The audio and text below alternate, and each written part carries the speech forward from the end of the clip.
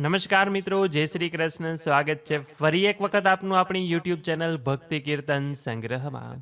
મિત્રો, આજના આ વિડીયોમાં આપણે મહા મહિનાની અમાસ વિશે વાત કરવાના છીએ. આજના દિવસે શું કરવું, શું ન કરવું, આજના દિવસે કરવામાં આવતા ઉપાય તથા આજે જે કોઈ વ્રત કરે છે, પીપળાના વૃક્ષને જળ અર્પણ કરે છે, દાન પુણ્યનું કાર્ય કરે છે તો તેને શું ફળ મળે છે તે આપણે આ અમાસની વ્રત કથા દ્વારા પણ સાંભળીશું. તથા આજના દિવસે સૂર્યગ્રહણ પણ લાગી રહ્યું છે તો તેના વિશે પણ આપણે વાત કરીશું. તો અંત સુધી મારી સાથે જોડાયેલા રહેજો. વિડીયો પસંદ આવે તો લાઈક કરી તમારા મિત્રોને મોકલી અમારી ચેનલમાં નવા હોય તો સબસ્ક્રાઇબ કરવાનું ભૂલતા નહીં કે જેથી આવનારા નવા વિડીયો આપ સૌને મળતા રહે. તો હવે આપણે સાંભળીએ આ મહા મહિનાના અમાસની વ્રત કથા, એટલે કે જેના પરથી આપણને એ જાણવા મળે છે કે જે કોઈ આ વ્રત કરે છે, દાન પુણ્યનું કાર્ય કરે છે, તેને શું શુભ ફળની પ્રાપ્તિ થાય છે. એક ગામમાં એક ગરીબ પરંતુ ધર્મનિષ્ઠ બ્રાહ્મણ રહેતો હતો. તે હંમેશા ભગવાનનું નામ જપતો અને પ્રામાણિક જીવન જીવતો હતો. પરંતુ ઘરમાં હંમેશા તંગી રહેતી, ઘર ચલાવવા માટે પૂરતા ધનનો અભાવ રહેતો હતો. એક દિવસ તે બ્રાહ્મણ દુઃખી મનથી નદીના કિનારે બેસીને વિચારતો હતો કે હે પ્રભુ, હું સદાય સત્ય અને ધર્મના માર્ગે ચાલું છું, છતાં મને આટલી મુશ્કેલીઓ કેમ છે? ત્યારે એ જ સમયે એક વૃદ્ધ સાધુ આવ્યા. બ્રાહ્મણે તેમને નમસ્કાર કરી પોતાની વ્યથા કહી એટલે સાધુ સ્મિત કરીને બોલ્યા કે આવતીકાલે મહા મહિનાની અમાસ છે. તું સવારમાં પવિત્ર નદીમાં સ્નાન કરજે, પિતૃઓનું તર્પણ કરજે, ગાય, બ્રાહ્મણ અને ગરીબોને દાન કરજે. પીપળાના વૃક્ષની પરિક્રમા કરીને ભગવાન વિષ્ણુનું સ્મરણ કરજે, તારા દુઃખ અવશ્ય દૂર થશે.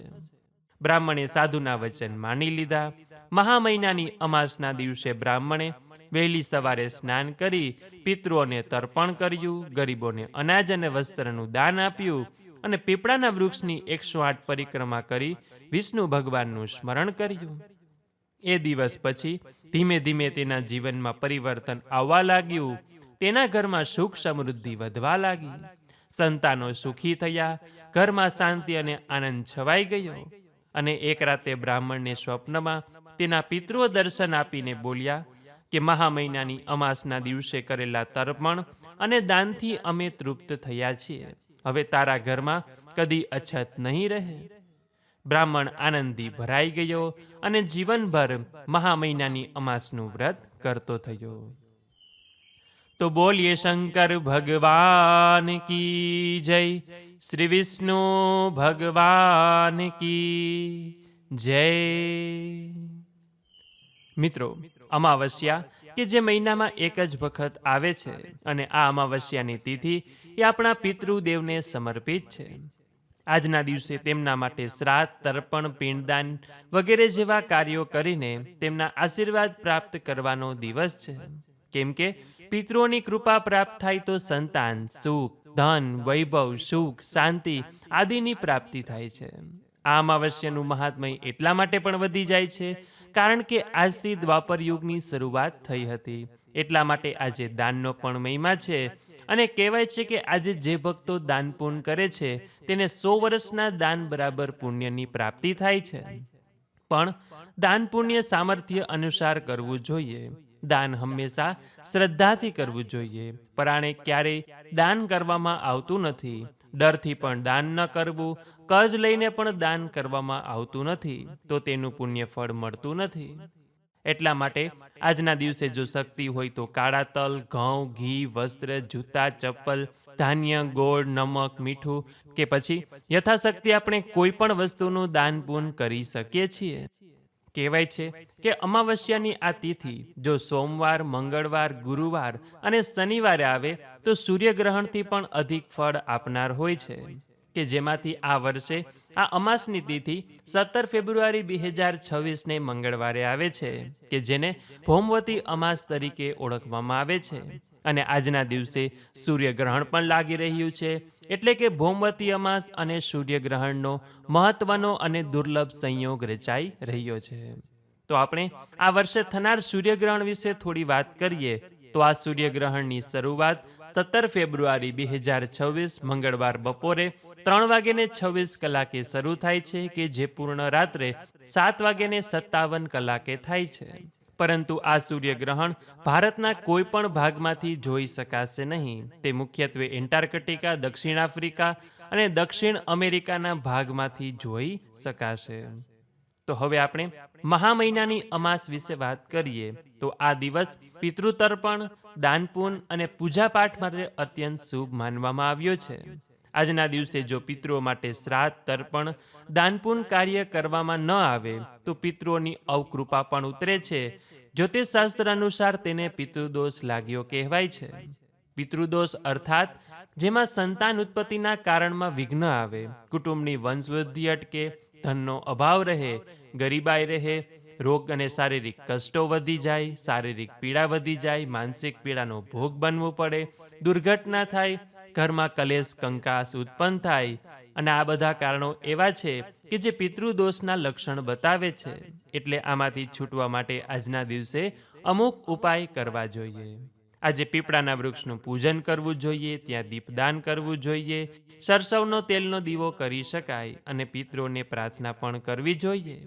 આ ઉપરાંત ગાયને લીલું ઘાસ, ઘરની બનાવેલી રોટલી અને ગોળ, કૂતરાને ભોજન, કાગવાસ, કીડિયારું પૂરવું, માછલીઓને લોટની ગોળી ખવડાવી, પક્ષીઓ માટે દાણાચણની વ્યવસ્થા કરવી, સુપાત્ર બ્રાહ્મણને સીધું સામગ્રી પણ આપી શકાય.